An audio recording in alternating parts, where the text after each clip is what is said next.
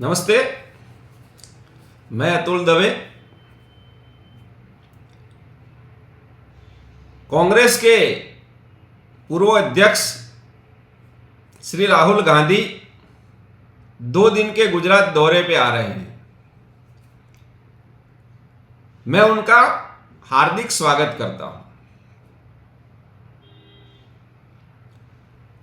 मगर कुछ बातें ऐसी है जो मैं उन तक पहुंचाना भी चाहता हूं। राहुल जी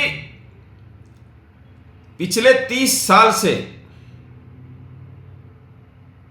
गुजरात में कांग्रेस सत्ता से बाहर है। जब भी चुनाव होता है कांग्रेस हारती है, उसके बाद एक स्टेटमेंट आता है कि भी हम इस हार की समीक्षा करेंगे और आने वाले चुनाव में कांग्रेस कैसा अच्छा प्रदर्शन करे इसके बारे में हम स्ट्रेटेजी बनाएंगे। मगर आज तक न ऐसी कोई स्ट्रेटेजी बनी है जिससे चलते गुजरात में कांग्रेस सत्ता में वापिस आ सके। लोकशाही में मजबूत विपक्ष का होना बहुत जरूरी है। कौन सत्ता में है कौन विपक्ष में है वो मेरे लिए बड़ी बात नहीं है, मगर सत्ता के साथ साथ मजबूत विपक्ष भी होना चाहिए। गुजरात में क्या हो रहा है? गुजरात में लोगों को तो ऐसा लगता है, ये राहुल जी मैं लोगों की बात बता रहा हूं, आप तक जो रिपोर्ट पहुंचा दी जाती होगी या जो भी आपको बताया जाता होगा वो मुझे पता नहीं है, मगर गुजरात के लोग जो अपने आप अब ये सोचने पे मजबूर हो गए हैं कि गुजरात कांग्रेस सत्ता में आना ही नहीं चाहती है। ये ज्यादातर लोगों का ओपिनियन है। इसीलिए मैं आपको विनती करता हूं कि आप ये जो परिस्थिति है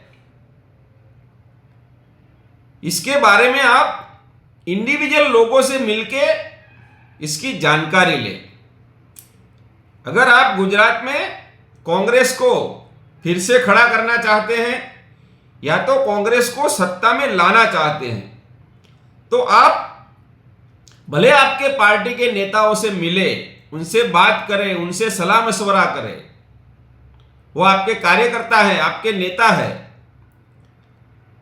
मगर जो सच्चाई आप तक नहीं पहुंच रही है उसको अगर आपको जानना है या तो गुजरात में कांग्रेस को सत्ता में वापस लाने के लिए क्या किया जाए वो अगर आपको जानना है तो आपको किसी ऐसे इंडिविजुअल लोगों के पास जाना पड़ेगा, या तो उनको बुला के उनके साथ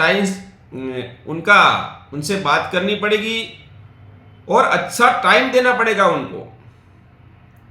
आप किसी को बोलेंगे 5 मिनट में मुझे समझा दो तो कोई नहीं समझा पाएगा। आपको कोई भी हो, काफी ऐसे लोगों को मैं जानता हूं जो ये चिंता में लगे रहते हैं कि गुजरात में मजबूत विपक्ष होना चाहिए और इससे दुखी भी है।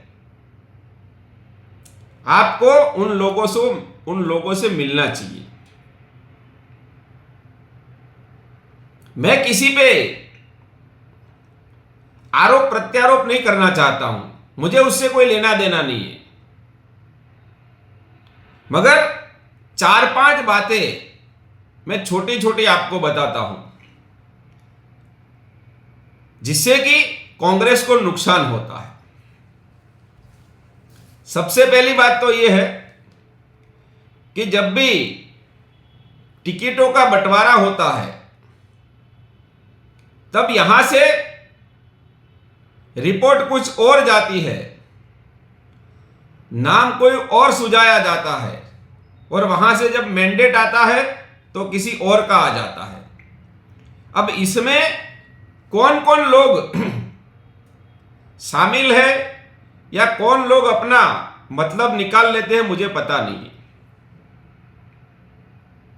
फिर होता क्या है, जैसे एक्स जगह है, वहां पे एक बंदा कांग्रेस की सीट पे चुनाव जीत सकता है, मगर उस सीट पे उसको टिकट ही नहीं मिलती, तो क्या करेगा आदमी? कांग्रेस चुनाव हार जाती है। दूसरी बात कि जो गुजरात के सोशल वर्कर है, छोटा मोटा लोगों का काम करते हैं, उनमें से किसी आदमी को कांग्रेस का कोई नेता ये बात लेके उनके पास नहीं जाता या उनको नहीं बुलाता कि आप आइए हमारे साथ मिलकर काम कीजिए। इसका मैं आपको एग्जाम्पल दूं तो गुजरात में जब आम आदमी पार्टी आई तो आम आदमी पार्टी में जो लोग जुड़े, आप सभी के चेहरे देख लो, सब अपने अपने क्षेत्र में मजबूत थे, कुछ न कुछ काम कर रहे थे। आपको इसके बारे में सोचना चाहिए कि इतने सारे लोग आम आदमी पार्टी में जुड़ गए तो कांग्रेस में क्यों नहीं आए? क्या कांग्रेस ने कोई कोशिश नहीं की? इतने सारे लोग जिनको राजनीति करनी है, जिनको सत्ता पक्ष में नहीं जाना है, वो लोग कांग्रेस में क्यों नहीं आना चाहते हैं? इसके बारे में आपको सोचना चाहिए। दूसरी बात, कांग्रेस की एक छवि बन गई है, वो कितने परसेंट सही है गलत है वो वक्त बताएगा, मगर ये छवि है कुछ कांग्रेस की कि कांग्रेस हिंदू विरोधी पार्टी है और कांग्रेस अधर जो बिन हिंदू है उनको ज्यादा महत्व देती है। इसके भी प्रमाण है। इसका प्रमाण है अहमदाबाद म्युनिसिपल कॉरपोरेशन। जब भी वहां भी वही हालत है, पिछले 30 साल से कांग्रेस वहां भी सत्ता में नहीं है, मगर कांग्रेस के पास जब सत्ता आती है तो वहां मेयर के पद पे बिन हिंदू बिठा देते हैं। जब सत्ता नहीं रहती, विपक्ष का पद मिलता है, वहां भी बिन हिंदू को बिठाया जाता है। आज भी कांग्रेस का जो विरोध पक्ष का नेता है वो हिंदू नहीं है। मैं किसी धर्म का विरोधी नहीं हूं, मगर लोगों में जो आपकी छवि बनी हुई है वो इसी प्रमाण के कारण मजबूत होती है कि बात तो सही है कि कांग्रेस का अगर एक भी पद मिलता है तो वो किसी और को दे देते हैं। दूसरा, 2-3 सीटों का मैं आपको आकलन देता हूं। मैं ईशनपुर में रहता हूं। मणिनगर विधानसभा जो है, जहां आदरणीय प्रधानमंत्री मोदी जी चुनाव लड़ते थे और जीतते थे, इसके बराबर बगल में अमराईवाड़ी सीट है। ये अमराईवाड़ी सीट में एक बहुत ही आपके मजबूत युवा नेता थे जो आज भारतीय जनता पार्टी में चले गए। जब 2017 में मजबूत था पक्ष कांग्रेस का और ये आदमी वहां से चुनाव जीत सके ऐसा था, फिर भी उसको टिकट नहीं दी गई। फिर उपचुनाव हुआ, उसमें उसको टिकट दी तो जो रेगुलर चुनाव था, इसमें जो कांग्रेस का उम्मीदवार 50,000 वोटों से हारा था, उपचुनाव में ये बंदा सिर्फ 3,000 वोट से हारा। अगर उसको 2017 में टिकट दी होती ना, तो कांग्रेस की एक सीट वहां आ जाती। ऐसी बटवा की सीट है, वहां भी एक बढ़िया सा युवा था, उसको भी टिकट नहीं दी गई, किसी और को दे दी, वो सीट भी कांग्रेस हार गई। तो ऐसी तो अगर मैं तो ये 2 सीट यहां की बता दी आपको, ऐसी तो गुजरात में 15-20 सीटें होती 2017 में थी, जहां कांग्रेस ऐसे ही हार गई। अगर इसका ध्यान रखा होता ना, तो शायद 2017 में कांग्रेस वापस सत्ता में आ जाती। आगे बात करें तो जो छोटे छोटे लोग अपने आप काम करते हैं, उनको कभी प्रमोट नहीं किया जाता।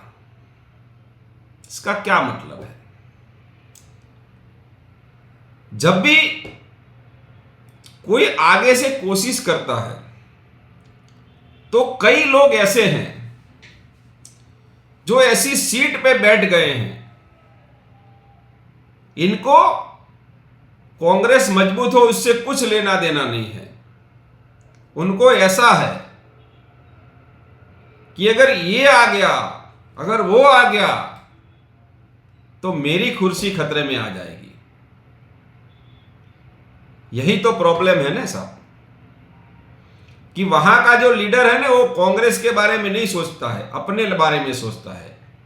जबकि सामने ऐसा है जो सत्ता पक्ष है, वहां विचारधारा की लड़ाई है, वहां किसी बंदे को बिठा दो, वो जीत जाता है।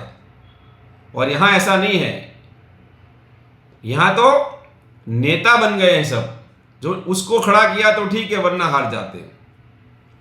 दूसरा, मैं 2020 की एक घटना आपको बता रहा हूं।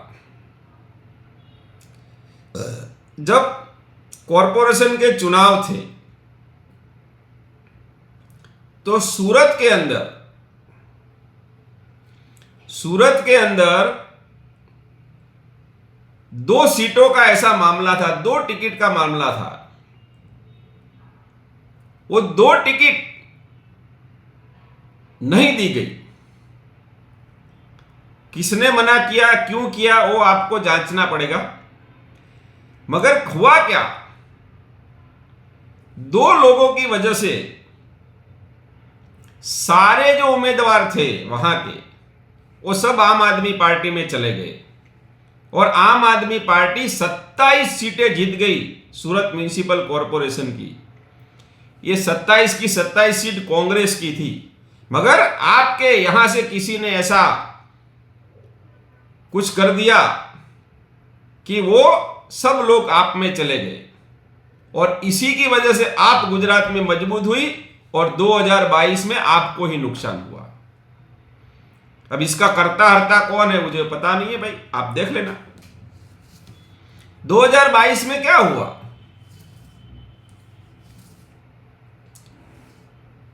कांग्रेस बुरी तरह से हारी, 17 सीट पे आ गई।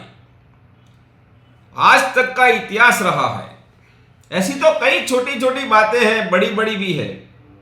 वो अगर आप किसी गुजरात के अच्छे विश्लेषक को मिलेंगे, या तो ऐसे लोगों को मिलेंगे जो गुजरात की राजनीति के जानकार है, तो आपको सब बता देंगे। मगर आपको उनको मिलना पड़ेगा। राहुल जी, गुजरात में कांग्रेस और भाजपा के बीच सिर्फ 10% वोटों का अंतर है, वर्षों से है। आप 1995 से ले लीजिएगा, तब भी कांग्रेस 60-65 सीटें जीतती थी। फिर वो 95 का चुनाव हो, 98 का हो, 2002 का हो, 2007 का हो, 2012 का हो, 17 में तो आप 5% के गैप पे आ गए थे। मगर 17 में अगर आपने टिकट बंटवारे में ध्यान दिया होता तो शायद आपकी सत्ता वापिस हो सकती थी। मगर उसके बाद क्या हुआ, 17 में जिन लोगों की वजह से कांग्रेस 77 तक पहुंची, सभी लोग एक एक करके उसमें से 80% लोग कांग्रेस छोड़ के चले गए। क्यों चले गए? क्या आपने इसके बारे में कभी सोचा है? हाल ही में 2 दिन पहले ही मैंने टीवी में पढ़ा कि आपके एक प्रवक्ता है, ये प्रवक्ता ने भी ये चिंता जताई है कि 75 लोग पिछले 20 साल में कांग्रेस छोड़ के चले गए। क्यों चले गए? मैं सार्वजनिक जीवन में मैंने कांग्रेस के 2-4 ऐसे प्रवक्ता भी देखे थे जो गुजरात में कांग्रेस का बढ़िया पक्ष रखते थे, मगर वो भी कांग्रेस छोड़ के चले गए। तो आपको ये सब बातें और गुजरात में कांग्रेस की ऐसी हालत क्यों है, गुजरात में कांग्रेस को डेवलप कैसे करना है, उसके बारे में आपके नेता के साथ साथ आप अपने जमीनी कार्यकर्ता से भी मिले और जो लोग गुजरात में मजबूत विपक्ष की तमन्ना करते हैं इन लोगों को भी मिलिए।